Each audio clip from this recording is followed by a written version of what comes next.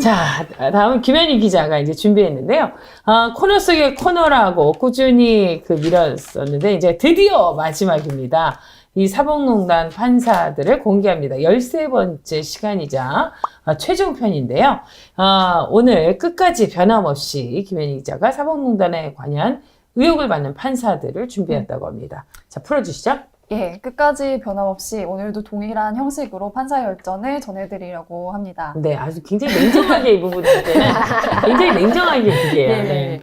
오늘 말씀드릴 판사는 이동근 판사와 홍승면 판사인데요.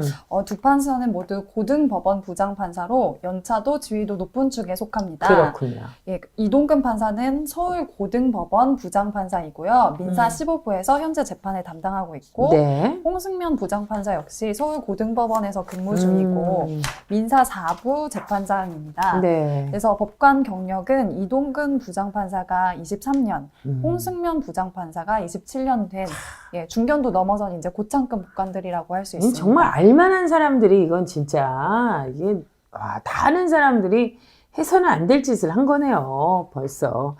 자, 이 사법농단 연루 의혹을 이제 하나씩 살펴봐야 될 것 같은데, 먼저 이동근 판사가 보면 2013년 서울중앙지법에 근무할 때 박근혜 대통령 세월호 7시간 칼럼으로 기소된 그 가토다스야 산케이신문 서울지국장 재판의 재판장이었다고요? 네네네. 그 2014년 세월호 참사가 나고, 그 다음에 가토다스야 지국장이 기소된 뒤 2015년 이렇게 재판이 열리는데요. 그 가토다스야 지국장이 세월호 참사 당일 박근혜 전 대통령이 7시간 동안 어떤 행적이 있었는지에 대해서 의혹을 제기하는 칼럼을 써서 명예훼손 혐의로 재판을 받은 사실은 뭐 아시는 분들도 많을 것 같아요. 그렇죠. 그리고 사법농단이 폭로되면서 이 재판이 또 한 번 유명해지는데요. 그 이유가 법원행정처의 요구에 부합하게 판결문 내용이 수정이 되었기 때문입니다. 선고를 앞두고 재판부에서 작성한 판결문 초안이 있는데 이 초안에는 대통령이 대한민국 최고의 공적 존재인 이상 대통령을 피해자로 하는 명예훼손죄의 성립을 함부로 인정하여서는 아니 된다. 이런 내용이었거든요. 그런데 이 부분이 판결문이 수정이 되면서 바뀌게 돼요. 그래서 이 부분이 어떻게 바뀌냐면은 이 사건 기사는 개인 박근혜의 수임 범위를 넘은 것으로서 명예훼손이 된다.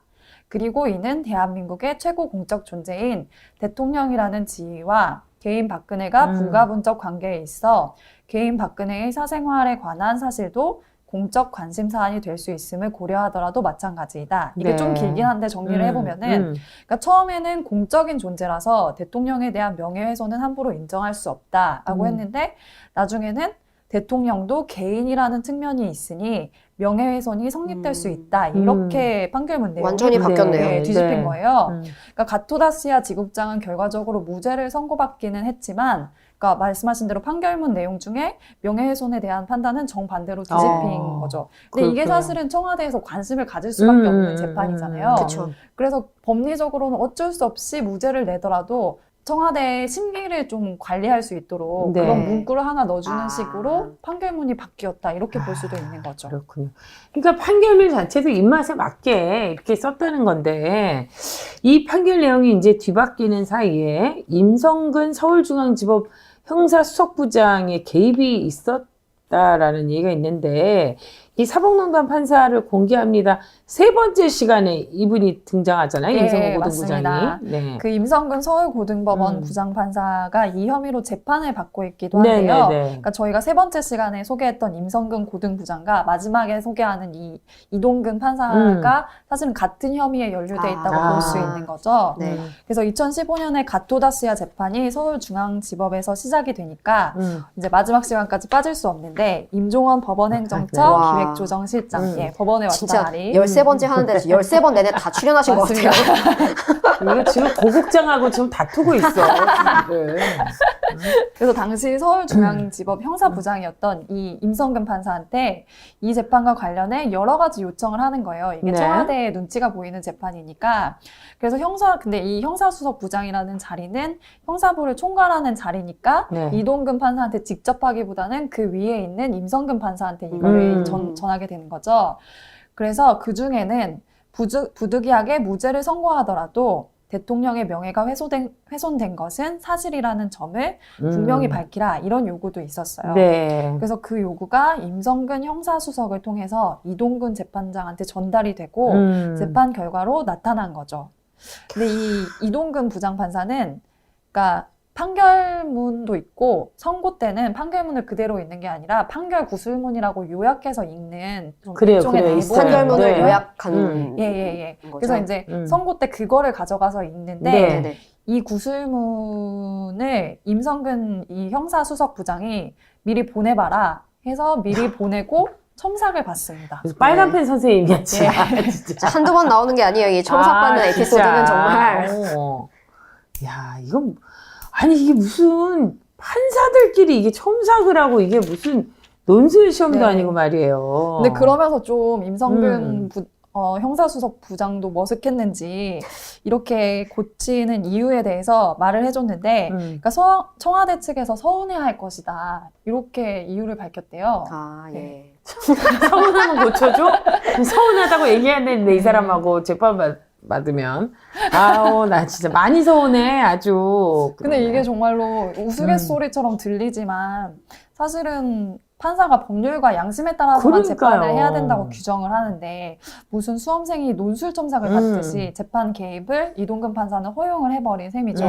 그리고 이듬해 있던 인사에서 이동근 판사는 행정부로 치면 차관급인 이 고등법원 부장판사로 승진을 합니다. 이거 완전 명확한 거래네, 거래. 네, 뭐 진짜. 어쨌든 타이밍이 공교롭기는 와. 하죠. 알겠습니다. 하여간 마지막 회까지 진짜, 정말 눈을 뗄 수도 없고, 귀를 의심하게 되고, 그래요. 다음으로 이 홍승면 부장판사를 좀 살펴봐야 될 텐데, 법원행정처가 대법원 재판에 접근하는 창구 역할을 했다, 이렇게 기록했어요. 예. 어떤 역할이죠? 이 홍승면 부장판사는 2013년부터 2015년까지 대법원 재판연구관실에서 1년은 선임재판연구관으로 2년은 그 재판연구관실의 가장 높은 자리인 수석재판연구관으로 일을 했는데요. 네. 이 대법원 재판연구관실은 어떤 곳이냐면은 네. 대법원에 이제 사건들이 올라오잖아요. 대법원은 최종심이니까. 그래서 대법원이 최종적인 판단을 하는데 참고하도록 검토 보고서 같은 거를 작성하는 곳이에요. 그래서 법원행정처도 대법원에 속해 있고 이 재판연구관실도 대법원에 속해 있지만 행정처는 사법행정을 담당하는 곳이고 이 재판연구관실은 대법원 재판의 토대가 되는 그런 검토 보고서를 만드는 곳이잖아요. 네. 그러니까 엄연히 칸막이가 쳐져 있고 네네. 거기가 뚫려 있으면 사실 원칙상 안 되는 그런 부서인데 양승태 대법원에서는 이 칸막이가 뚫리는 일이 발생을 해요. 네. 그래서 그게 어떤 사건들이었냐면은 일제 강제징용 재상고 사건이랑 원세훈 국정원장 대선 개입 사건인데요. 네. 그러니까 모두 박근혜 정권에서 아주 큰 관심을 가지고 있었던 그랬죠. 사건이고 또 박근혜 정권에서 그 이전에 있었던 판결을 부정적으로 인식을 했던 네, 사건들입니다. 그래서 2013년에는 일제 강제징용 사건과 관련해서 법원행정처 사법정책실에서 작성한 문건이 건너가게 됐고 2015년에는 원세훈 국정원장 개입 사건과 관련해서 법원행정처 사법지원실에서 작성한 문건이 대법원 재판연구관실로 넘어갑니다. 근데 이 두 건 모두 홍승면 수석재판연구관이 법원행정처 임종원 실장의 요청을 받은 후에 자기 아래에 있는 재판연구관에게 해당 문건을 받아보라고 지시를 해서 네. 대법원 재판연구관실로 이 문건들이 넘어오게 된 거예요. 근데 이 행정처 문건들이 그냥 문건들이 아니라 사실은 박근혜 정권과의 관계를 고려하는 어떤 정무적인 판단들이 담겨 있었는데 특히 원세훈 대선 개입 사건 검토 문건에서는 네. 425 진원 파일이랑 시큐리티 파일 증거 능력 인정 여부가 절대적인 핵심 쟁점일 듯이라는 내용이 담겨 있는데요. 이 증거들이 중요한 게 뭐냐면은 원세훈 국정원장이 댓글 조작을 지시했음을 뒷받침하는 되게 결정적인 증거들이거든요. 425 진원 시큐리티 파일은 굉장히 좀 네네. 그래서 이 사건에서 되게 중요한 그러니까 이거에 따라서 증거들인데 정말 많은 영향을 미칠 수 있는 거잖아요, 재판에. 네네네. 그래서 2심에서는 이 두 증거에 기반을 해서 원세훈 그 국정원장이 관련이 있다 이렇게 네. 판단을 네네. 확고하게 내렸던 건데 그래서 이 두 증거를 꼭 집어서 언급을 한 거죠. 네. 그런데 이 문건이 넘어가고 5개월 뒤에 대법원에서 이제 선고가 나게 되는데 이 두 증거의 증거 능력을 부인하고 다시 재판을 하라고 사건을 고등법원으로 돌려보내는 판결을 합니다. 아, 그렇군요. 그런데 이 임정원 실장 그 재판의 증인으로 나온 이 홍승면 부장판사가 그런 검토 문건을 받아봐도 아무런 영향이 없었다. 뭐 이런 식으로 이야기를 했다고 증언을 했다고요. 네네네. 그 증인으로 나온 홍승면 판사가 재판 연구관실은 맡은 업무를 공정하게 처리해왔다 이렇게 강조를 하면서 판결 내용을 판결 내용을 정리한 법원행정처 문건을 대법원 재판연구관실이 받아도 문제가 없다 이런 식으로 진술을 한 거예요.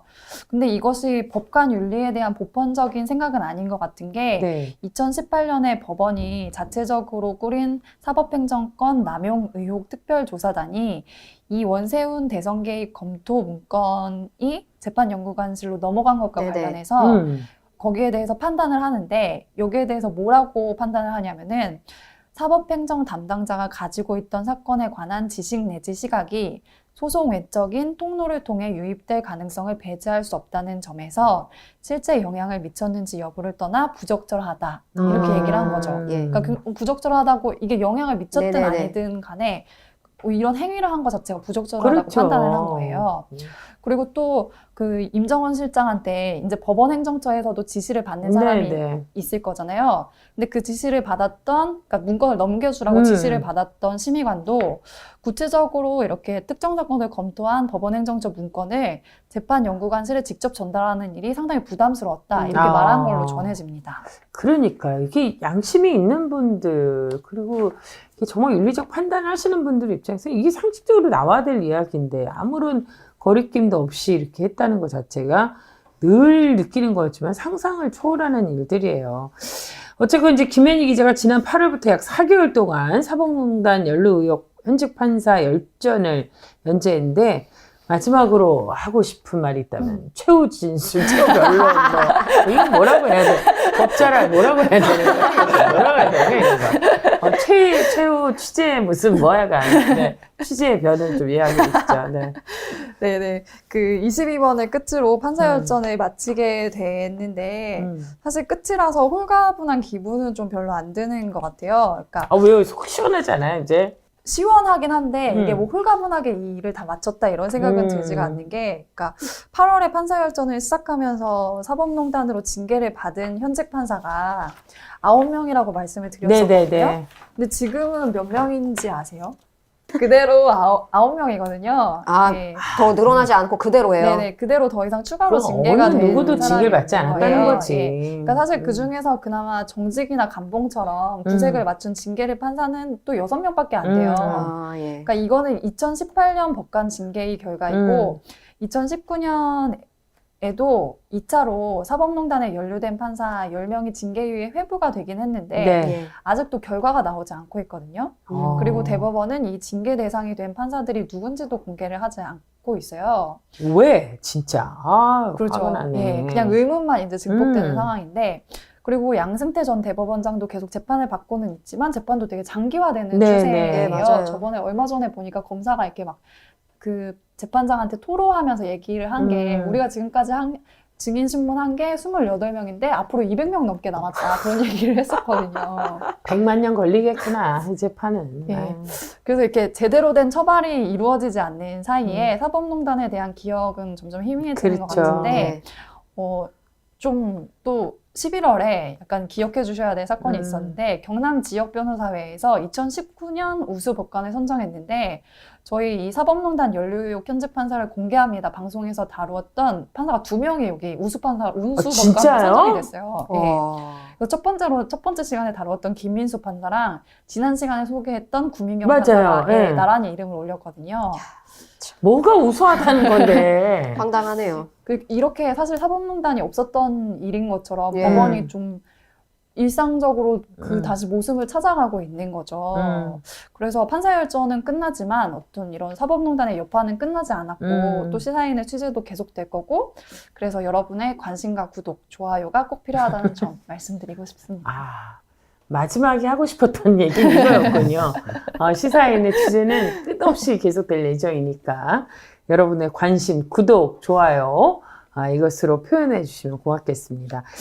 근데 참 가슴에 이렇게 콱 한마디 와닿는 게 기억 속에서 사라질 것 같은 희미한 기억에 또 한 자락으로 남게 된 사법농단. 이 굉장히 중요한 문제이거든요. 앞으로 이제 우리가 이런 불행한 역사가 계속 되풀이되는 것도 기억하지 못하고 기록되지 못했기 때문이라는 거고, 무엇보다도 그와 관련한 책임자들이 반드시 이 책임을 지는 모습들을 우리 모두가 확인해야지 다시는 이런 일이 되풀이되지 않는데, 아, 정말 왜 이런 분들이 상을 받아야 되고, 왜 어떤 분들이 연루되었으며 어떤 징계를 받고 있는지, 그건 왜 드러나지 않는 것인지, 이 미궁 속에 빠질지도 모를 이 사법농단, 우리가 지속적으로 관심을 갖고 끝까지 지치지 않고 추적해야 될 이유가 있지 않나, 이런 생각을 해봅니다. 그동안 정말 그 여러 가지 어려움 속에서도 끝까지 취재해 주신 김현희 기자에게 우리라도 박수를 한번. 그럴까요? 아니. 네, 주도록 하겠어요. 아, 애썼어요. 네. 감사합니다. 그래요. 이제 박수 받았으니까 신인왕을 타야 되니까. 네. 그래요. 그래도 빨리. 지인을 동원하시길 네, 바랄게요. 구독하도록 해요. 빨리. 네.